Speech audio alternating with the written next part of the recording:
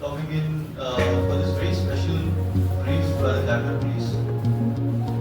Yesterday I completed a year at the helm of affairs at Cabinet Police, and this has been my way of presenting our work in whatever assignment I have been before at OC.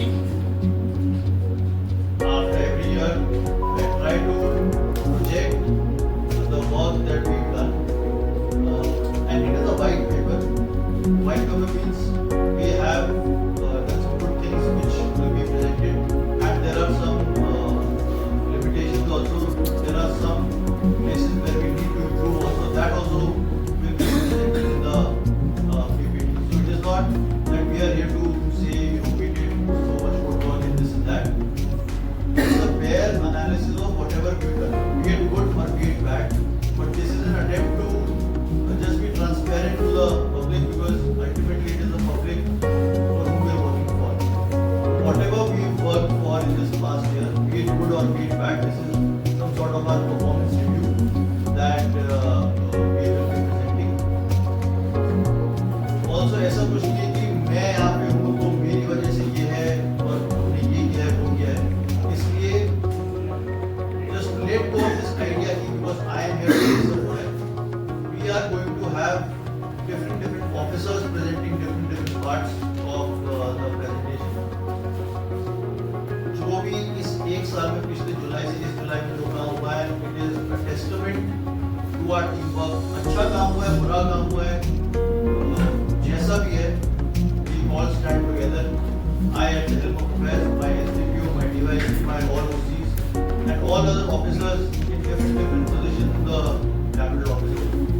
We all stand together, and this is just a very honest attempt at bringing out the facts. We will be presenting figures of the facts also in a very transparent manner, and we will leave it open to the citizens' judgment so as to what we work for, how we perform, and what all other areas that we need to do.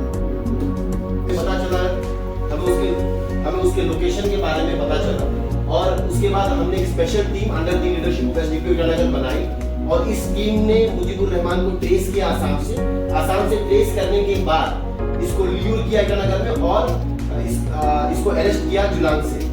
मैं अब एक Manipur based जो drug trafficking ring है उसके बारे में बताना चाहूंगा।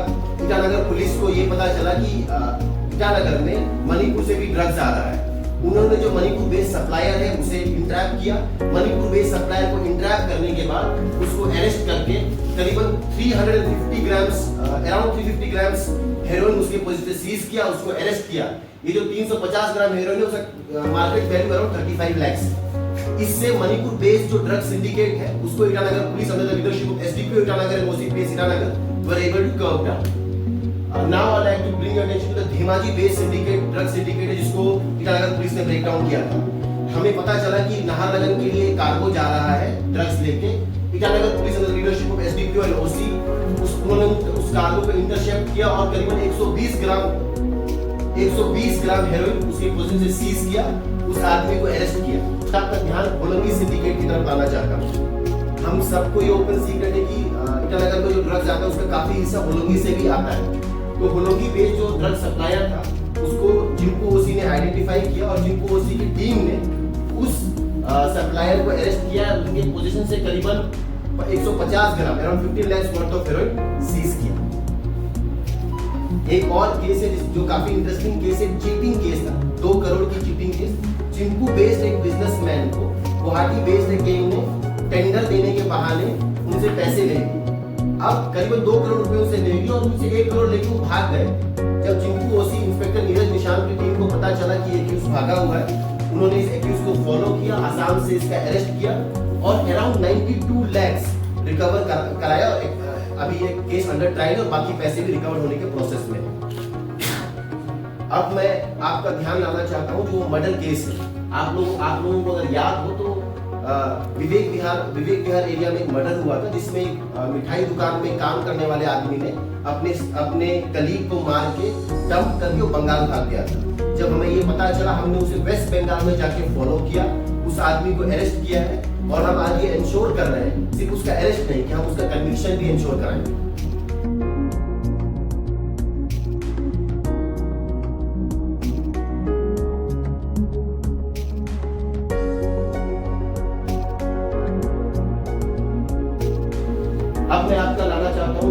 अरेंजमेंट, जिसे हम बंदोबस्त ड्यूटी कहते हैं हमारी लैंग्वेज में। आपको पता है ईटानगर इस कैपिटल ऑफ अरुणाचल प्रदेश, और सारा जितना भी पॉलिटिकल मूवमेंट है, जितना जो मेजर जितने भी मूवमेंट्स है, वीवीआईपी मूवमेंट्स ईटानगर से होता है। आपको मैं एक डाटा के तरफ ध्यान आकर्षित करना चाहता हूँ कि every 36 hours Itanagar police is busy in every 36 hours Itanagar police is busy in one law and order arrangement. हर 36 घंटे में एक अरेंजमेंट होता रहता है। हमने 43 वीवीआईपी अरेंजमेंट देखे इस एक साल में, 196 हमने सिक्योरिटी अरेंजमेंट देखे, एग्जाम ड्यूटी, रिलीजियस प्रोसेशन, ये सब है, और करीबन हमने 4 लाख के आसपास क्राउड प्रोसेस किया है।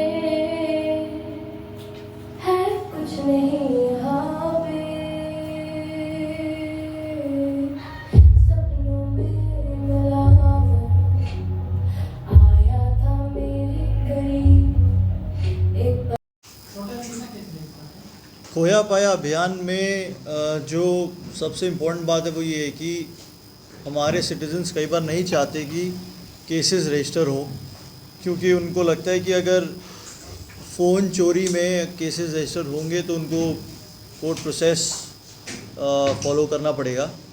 तो खोया पाया अभियान में अराउंड 60 ऑड केसेस ही सिर्फ रजिस्टर्ड थे, चाहे मोबाइल्स बहुत ज़्यादा गए हों।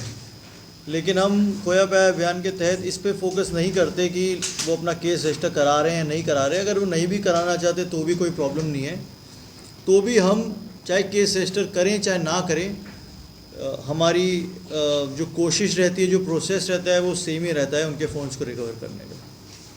मेरा दूसरा क्वेश्चन ये सवाल है कि आप लोग 1 ईयर का पूरा डाटा दिखाया आपका क्राइम रिकॉर्ड का एरेस्ट का, इसमें स्पेशली मेरा ड्रग्स में जाएगा कि ड्रग्स में आप लोग का जो सिक्योरिटी पर्सनल, पुलिस पर्सनल और गवर्नमेंट एम्प्लॉय कितना टोटल नंबर अरेस्ट किया है रिलेटेड टू ड्रग्स? हाँ, पिछले 1 साल में I think in we have arrested security personnel, if I am correct, in 4 cases में हमने सिक्योरिटी पर्सनल्स को अरेस्ट किया है। और उसमें से एक केस ऐसा था जिसके अंदर पुलिस के अलावा भी कुछ गवर्नमेंट ऑफिशियल्स थे, वो उसमें अरेस्टेड थे। तो total around I think 6 or 7 people from police as well as other government offices इसमें अरेस्टेड है। सर, आपको मीडिया में एक है कि arrest of Manipur based drugs dealer. I want to know कि मणिपुर जो वाला जो स्ट्रेट टू टानागा में डील कर रहे हैं। एब्सोल्युटली। सो सर, ऐसे भी होता है कई बार, मतलब आपके यहाँ का एसपी है, तो जैसे कि म्यांमार बॉर्डर में भी वो ड्रग का वो होता है, फ्लो होता है, स्पेशली बिहार साइड में भी होता है इसका इंडियन नाम से। तो sir, I want to know कि how do you like deal with those and then वहाँ का फिर एसपी के साथ आप लोग निपटार करके कुछ ऐसे? एब्सोल्युटली, हम ऐसा करते हैं कि जब नारकोटिक्स फ़्लो की इन्फॉर्मेशन हमारे पास आती है तो हम जनरली ट्राई करते हैं कि उस फ़्लो में जितने एसपीज़ हैं उनको हम ये सेम इन्फॉर्मेशन पास ऑन करते हैं। अब प्रॉब्लम सिर्फ ये होता है कि इन्फॉर्मेशन कब हमारे पास आ रही है। कई बार इन्फॉर्मेशन विद इन टाइम आ जाती है तो हम डिफरेंट डिस्ट्रिक्ट्स को देते हैं। तो कई जगह बाहर स्टेट के पेडलर्स जो बाहर स्टेट से आ रहे हैं वो बाकी डिस्ट्रिक्ट्स में पकड़े जाते हैं, जैसे नामसाई में पकड़े जाते हैं, या फिर इधर आते हुए अगर कोई गुवाहाटी वाली साइड से आ रहा है तो भालुकपोंग की साइड में पकड़ा जाता है। तो हम ये इन्फॉर्मेशन अपने एसपीज़ में फ्लूइड रखते हैं। लेकिन कई बार ऐसा होता है जब टारगेट मूव कर रहा होता है तो इन्फॉर्मेशन एग्जैक्ट नहीं आ पाती कि उसकी लोकेशन क्या है, तो हम जनरली डेस्टिनेशन पे ही उसको पकड़ने की कोशिश करते हैं और डेस्टिनेशन जनरली ईटानगर रहता है। सर, जब हम नारकोटिक का बात कर रहे हैं, ये कैपिटल पुलिस में सो मच, मतलब बहुत सारा एफर्ट डाल रहे हैं, तो बहुत सारे को भी अरेस्ट किया है, आप लोग स्पोर्ट एक्टिविटीज भी कर रहे हैं। मेरा क्वेश्चन ये रहेगा, जब आप यूज़र को अरेस्ट करते हैं, जब वो जेल पे रहते हैं, तो किस तरीके से टैकल करते हैं? क्या वहाँ पे जो यूज़र है उनको काउंसलर का प्रोवाइड किया जाता है सर्विस? मैम, ये आपका बहुत अच्छा सवाल है और हम उसी से अभी जूझ भी रहे हैं। एक जो हम स्ट्रैटेजी बनाना चाह रहे हैं डिफरेंट डिपार्टमेंट्स के साथ मिलके, वो यही है कि एक बार जब कोई यूज़र पकड़ा जाता है और प्रिजन में डाला जाता है तो इस तरह की एक्सपर्टीज़ प्रिजन के पास भी नहीं है कि उनको वहाँ पे कोई रिहैब कराया जाए। काउंसलिंग कराना पुलिस ऑफिशियल्स की तरफ से जो पॉसिबल हो पाता है वो हमारी कस्टडी में जब होता है तब कर देते हैं। जब वो प्रिजन में आते हैं तो प्रिजन ऑफिशियल्स उनकी काउंसलिंग करते हैं। लेकिन प्रॉपर रिहैब सिस्टम हर एक इंडिविजुअल के लिए ये अभी प्रेजेंट नहीं है मैम। इस पे हम सभी स्टेक होल्डर्स को मिलकर काम करने की ज़रूरत है। That is one of our plans. Sir हम ये पूछना चाहेंगे, सिंडिकेट आपने जो बताया, Dhemaji syndicate, Manipur syndicate and Hollongi syndicate, sir syndicates तो ऐसे सुनने से तो बहुत डरावना लगता है, बहुत एक्टिव भी है जैसे लग रहा है सर। और कितना सिंडिकेट्स काम कर रहे हैं ऐसे ना? और इसमें और एड ऑन करूँगा क्योंकि यंग जनरेशन को लेके हम लोग भी बहुत चिंतित है, स्पेशली ड्रग्स को लेके। हम लोग के पास भी इसका कभी कभी सवाल का जवाब ढूंढ के नहीं मिलता है। अल्टीमेटली पुलिस का पास ही, मतलब हम लोग सोचता है कि नहीं, पुलिस लोग का पास ही क्या जवाब है क्या, इसको लेके हम लोग भी बहुत सीरियस है। जब हम भी एक पिता है उसको लेके हम लोग भी बहुत सीरियस है सर। इसको मतलब क्या लगता है कि कैसे इसको सॉर्ट आउट किया है? सिंडिकेट की आपने बात की तो मैं बिल्कुल बताना चाहूँगा कि ये आपको जितना डेंजरस सुनने में लगता है एक्चुअली में उससे ज़्यादा डेंजरस है ये, क्योंकि ड्रग्स का जो इम्पैक्ट है वो जनरेशनल है। बाकी किसी बड़े गैंग को अगर हम जैसे सोचते हैं तो फिर वो किसी वायलेंस में अगर इन्वॉल्व रहता है तो उसका इम्पैक्ट आपको तुरंत दिख जाता है, लेकिन ड्रग सिंडिकेट्स ऐसे ऑर्गेनाइज ग्रुप ऑफ पर्सन्स हैं जिनका इम्पैक्ट आपको जनरेशन दर जनरेशन दिखेगा। तो सच में बहुत डरावना है। और ऐसे कितने सिंडिकेट्स हैं बेसिकली ये बताना बड़ा मुश्किल है। हम जिनको पकड़ते हैं उन्हीं से इन्फॉर्मेशन आ पाती है। किसी भी जगह को, जैसे अगर हम धेमाजी सिंडिकेट बोल रहे हैं तो हम धेमाजी को नहीं टारगेट करें, एज अ प्लेस नहीं टारगेट करें, बट कुछ मिलके, कुछ ड्रग ट्रैफिकर्स कुछ मिलके एक जगह रहते हैं, चाहे उनको लगता है कि साथ रहने में सिक्योरिटी है या वहाँ पे उनको जैसे कहते हैं कि इकोनॉमीज ऑफ स्केल की बात है कि वहाँ पे उनको नारकोटिक्स लेके बेचने में आसानी रहती है। ऐसे कुछ उन्होंने जगह आइडेंटिफाई कर पा रहे हैं। मुझे पता है कि हमारे सिस्टर डिस्ट्रिक्ट्स भी इनमें काम कर रहे हैं, तो आई थिंक लखीमपुर साइड में भी कुछ उनको इनपुट्स आते हैं, वहाँ काम करते हैं लोग। बंदरदेवा साइड में भी कुछ लोग हैं जो काम करते हैं। जहाँ जाके इन्फॉर्मेशन हमारे पास आ पाती है और हमारे सिस्टर डिस्ट्रिक्ट्स को आ पाती है तो हम उनको टारगेट करते हैं। क्या इसका कोई वन लाइन सोल्यूशन है? I don't think so.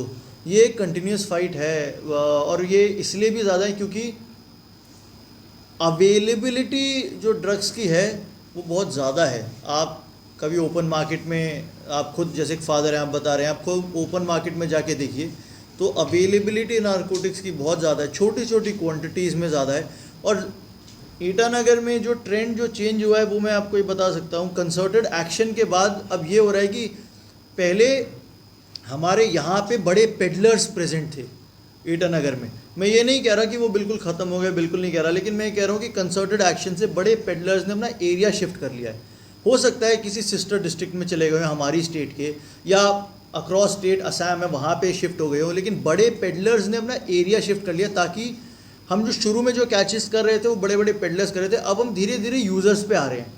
क्योंकि अल्टीमेटली नारकोटिक्स की सप्लाई हमें बंद तो करनी है चाहे कहीं से हो, लेकिन ये कंटिन्यूस फाइट है। ऐसा नहीं हो सकता कि हम XYZ लोगों को पकड़ के हम अगर प्रिजन में डाल दें और उनको रिहैब कराएं तो उससे बात बन जाएगी। ये कंटिन्यूस चीज़ है, वो नारकोटिक्स की सप्लाई होती रहेगी। हमें उसको जहाँ ब्रेक कर सकते हैं वहाँ ब्रेक करेंगे और दोबारा से कोई और नए प्लेयर्स आएंगे तो उनको टारगेट करेंगे। तो एब्सोल्युटली ये एक ऑनगोइंग फाइट है और जितना आपको लगता है मैं आपसे एग्री करता हूँ, ये बहुत ही खतरनाक, बहुत ही डेंजरस टाइप ऑफ सिंडिकेट है और इसको उतना ही सीरियसली जैसा आप लेते हैं हम भी उतना ही सीरियस लेने की कोशिश करते हैं। तो सर आप लोग का 1 ईयर का टेन्योर में जो है 100 में से 50 लोग का केस को सॉल्व हो चुके हैं, अभी 50 लोग का सॉल्व नहीं हुआ है। वो सॉल्व नहीं हुआ है तो क्या किस पर नहीं हुआ है? आप थेफ्ट की बात कर रहे हैं? हाँ, सो थेफ्ट एक एरिया है जहाँ पे हमने around about more than 50% cases हमने सॉल्व किए हैं, लेकिन अभी भी हमारा उसमें बैकलॉग काफ़ी है।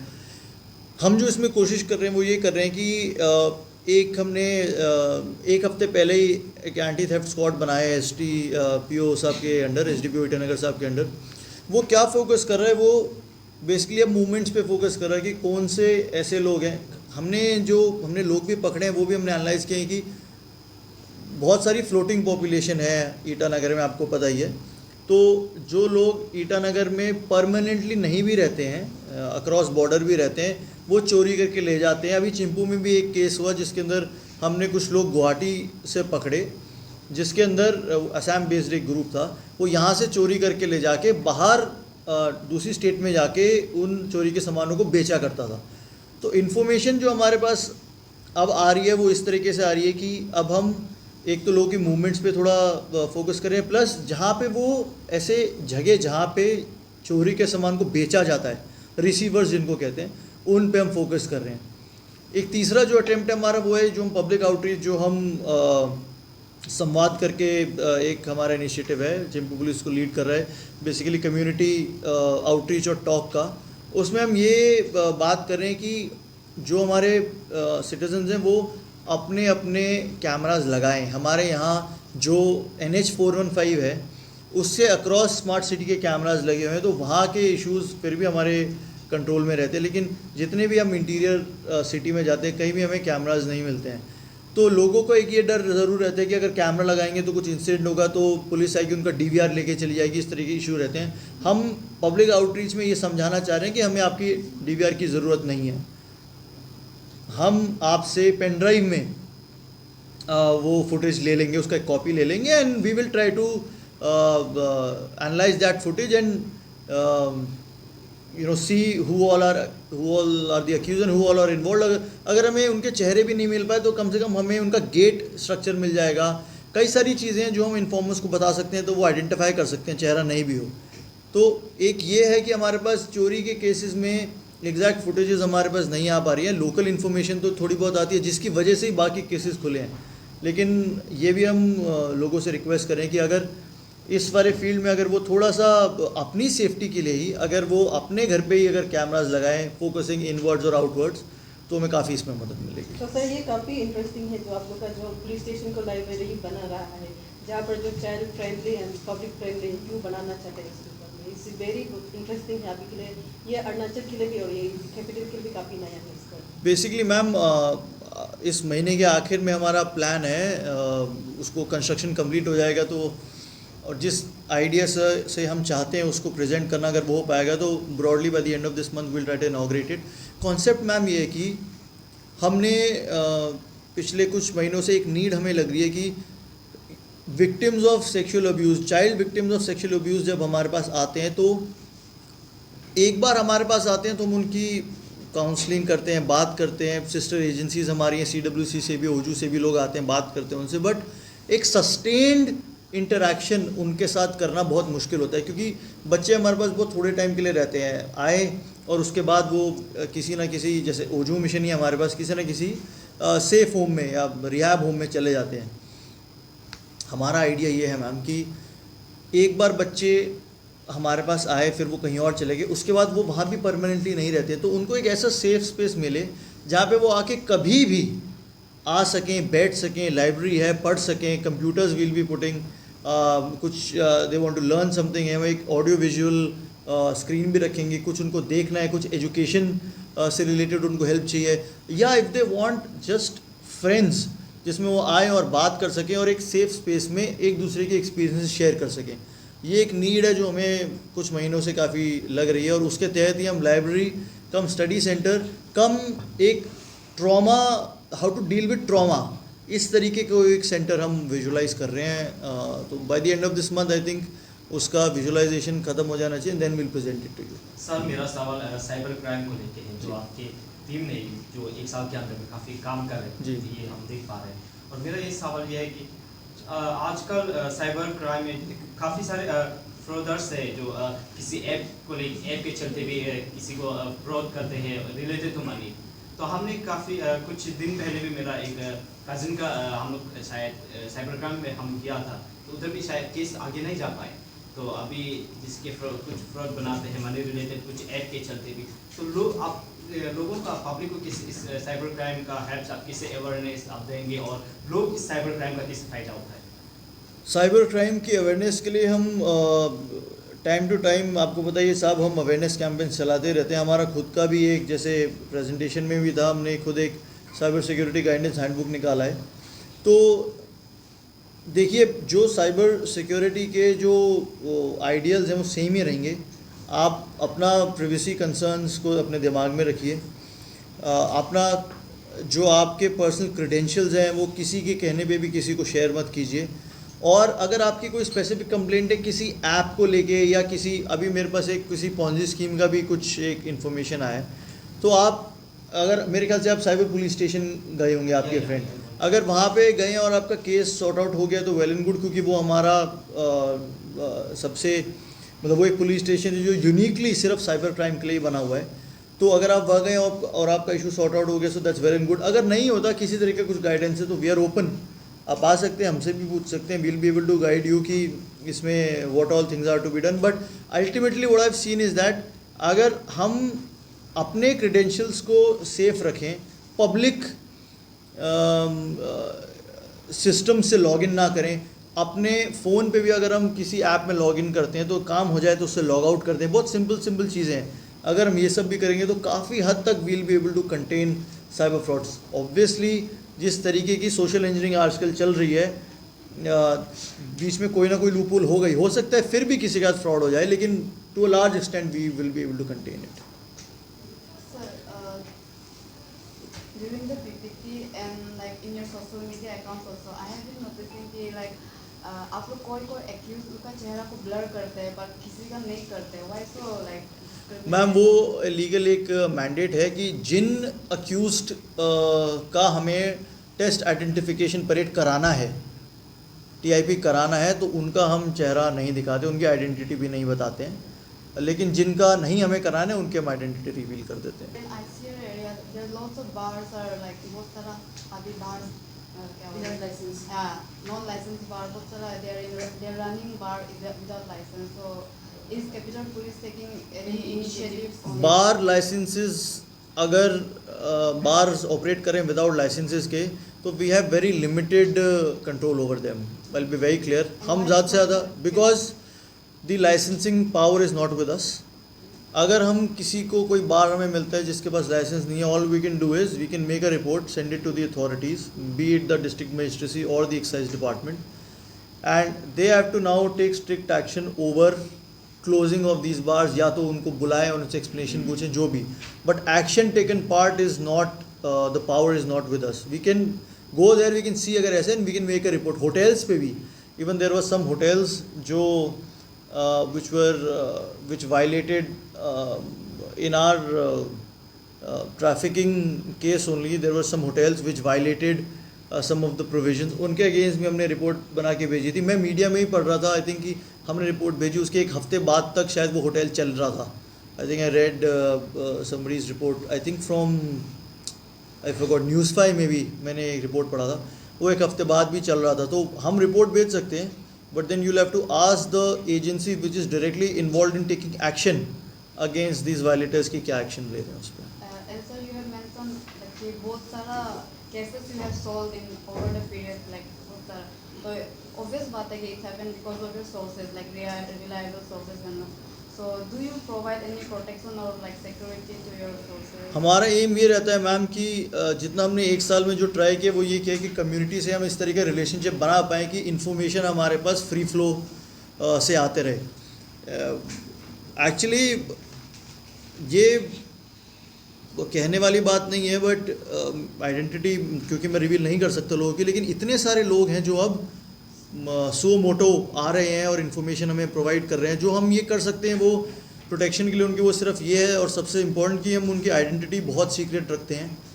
जिस भी ऑफिसर से वो कंफर्टेबल है उस ऑफिसर से आके वो बात करते हैं. वो ऑफिसर अगर मेरे साथ कोई इन्फॉर्मेशन शेयर करता है कि हमारे पास ये इन्फॉर्मेशन आई है फ्रॉम XYZ पर्सन, तो मैं कभी भी इस चीज़ पे फोकस नहीं करता कि आप मुझे बताएं कि ये XYZ पर्सन कौन है.